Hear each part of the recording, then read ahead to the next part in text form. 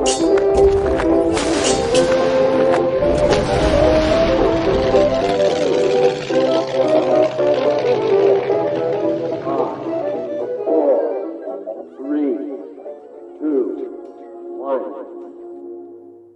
Chalke History Festival special series on history with Jackson.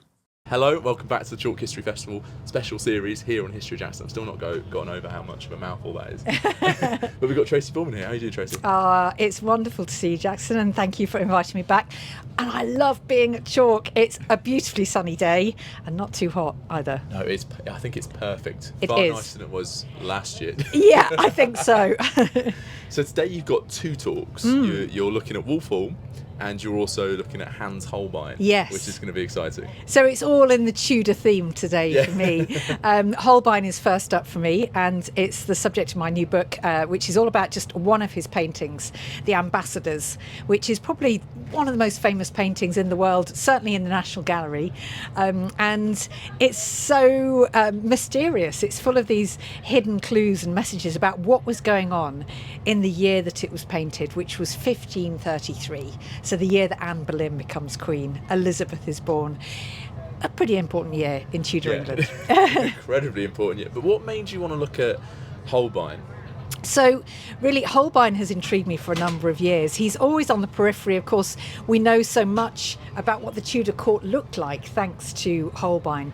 And then, so the National Gallery actually commissioned this series of books, of which mine was one, to celebrate the most iconic paintings in their collection. So they asked me to write about Holbein and his ambassadors, because they wanted to set the painting in its historical context. Because I'm not an art historian, I'll be very honest about that. But I do know about the year 1533 and what was going on at the time. And you can see all sorts of little clues to that turmoil that England was in the painting. The fact, that you've got there a broken lute, that's going to lead to disharmony. And you've got a mathematical book that's open to a page about division. So very definite themes about the split that was going on in the church. It's such a fascinating year. Having looked at it the other side with Catherine, it is incredibly fraught time. But those symbols that you're talking about in the painting, would people looking at it at the time understand those? I'm so pleased you asked that, because it's the $1 million question, really. We get very clever about it and say, oh, well, that meant that, and that's obviously a symbol of that. And I kind of think, do people know that at the time? I think the language of paintings would have been more readily understood because, of course, in an age before photographs and social media, then this was the way that people understood the world, and they saw the people like the king or queen and the key figures within it. So probably they were quite sophisticated. Most people who would have seen these works of art, they would have understood. I think there were certain symbols that occur time and time again. It's really, I always think it's really interesting to see them having a different kind of language than what we do today. Yes, absolutely. And this is an age where you can't just project an image around the world in seconds. And so the likes of Holbein are absolutely crucial in terms of creating somebody's image. And really, he had a lot of power in that way. And I think we can be fairly sure that Holbein was true to his subjects. There was, as you know, in recent years, the discovery of his prayer book by curators at Hever Castle, and it just shows sorry, it was not Holbein's prayer book, it was Cromwell's prayer book, but it does show just how accurate he was, because that portrait of Cromwell where the prayer book is in it, Holbein painted that, and you just see the accuracy of the detail. It's absolutely amazing.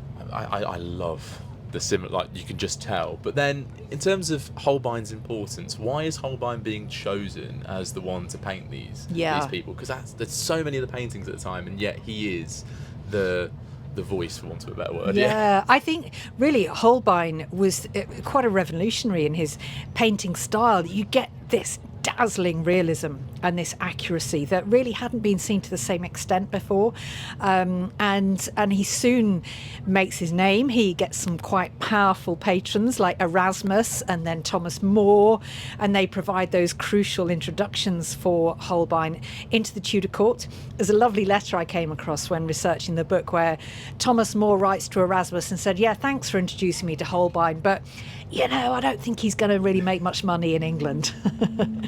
It's always funny being able to look at those sources. But then, going back to 1533, with this ambassador's painting.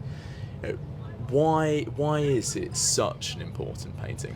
So I think because it does just capture this moment in time when England stands on a precipice. You know, the ambassadors are there. They've been sent by the King of France and Emperor Charles V to really find out up-to-date information. You know, they think the King of England is losing his mind. What on earth is he doing? He's separated England from Rome. He's about to cast aside his loyal, true wife, Catherine of Aragon, and marry Anne Boleyn. Who's she? And so they need this up-to-date information. And I think the ambassadors themselves realise this is an extraordinary moment. And Jean de Danville, who's the one on the left in beautiful pink array, I think he's the one who commissions it because he then hangs it in his chateau back in France. Oh, it's incredible to know the stories and the lifetimes of these paintings as well.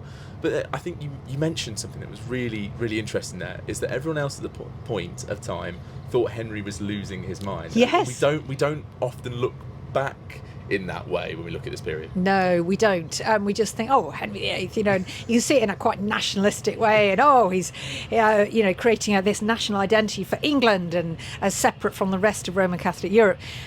But it was pretty crazy what he was doing. This was not the norm for a king to set aside his wife who'd done nothing wrong and whose marriage was, let's face it, pretty legit to Henry.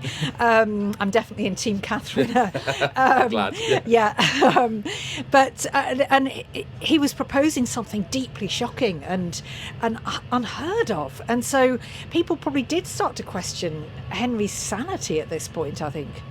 Yeah, I think that national myth kind of is very important the way we look at it, and I really like how you think it's shocking because it is. And then going back to another talk that you do today on Wolf Hall. Yeah. Why is it so important that we're looking at Wolf Hall? Wolf Hall. Oh, well, yes. So I'm really delighted to be on a panel debating the legacy of Hilary Mantel, which is such an extraordinary legacy. And she really made us look again at Cromwell. And certainly when I was at school, I remember I was taught that he was this kind of villain. And he brought down the monasteries and he destroyed Anne Boleyn and anybody else who stood in his path. And she made us kind of reconsider it, albeit her works were, of course, fiction. They were so impeccably researched. And they were the inspiration for my non-fiction biography of Thomas Cromwell, actually, because I read Wolf Hall and I thought, hang on a minute, this is not the Cromwell I thought I knew.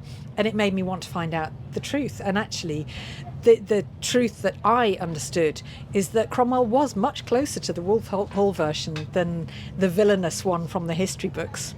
And I find that freedom that fiction writers get really quite. I sometimes get a little bit jealous of it as a historian because they get to question how we view things. They do, and I'm talking as if I'm not one, because I've literally just finished a novel, so it's very much in my mind, and the luxury you have as a novelist to be able to go there when we don't have the information. So, for example, we have Henry VIII's love letters to Anne Boleyn. We don't have her replies. Well, I've just been lucky enough to imagine what she may have said back to him.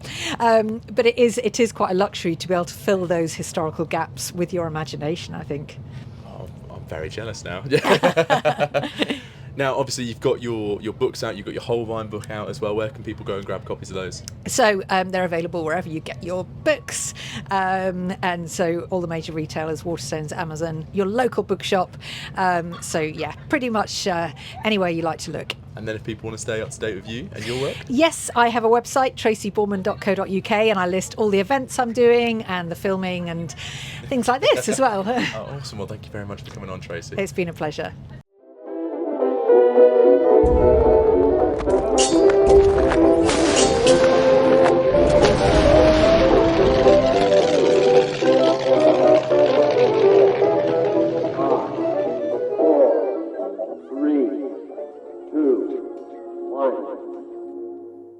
The Chalke History Festival special series on history with Jackson.